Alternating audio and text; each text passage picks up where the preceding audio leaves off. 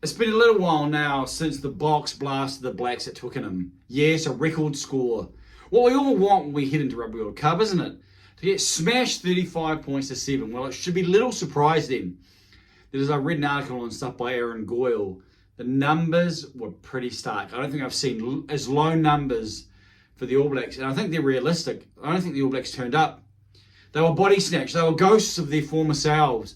And I think you can point to other factors involved, such as the looming Rugby World Cup. You've got to find some plausible reason to justify that performance and why they were so lacking.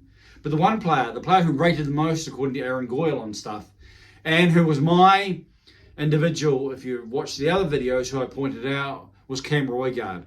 What an encouragement Cam Roigard was when he came on. Not only for the try he scored, imagine if we had been 0. Holy heck. And not only for the movement that led to that try, but just his industriousness and his willingness to snipe around the fringes, his willingness to attack.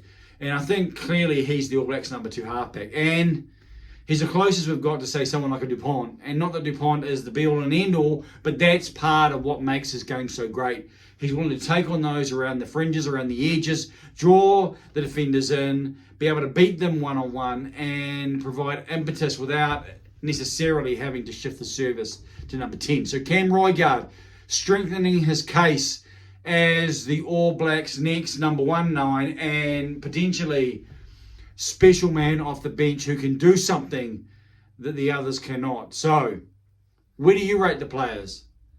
I won't read all the numbers, but there's a lot of threes. A lot of threes. I think it was 1-6 and maybe some 5s, but a lot of threes and maybe some 4s there too.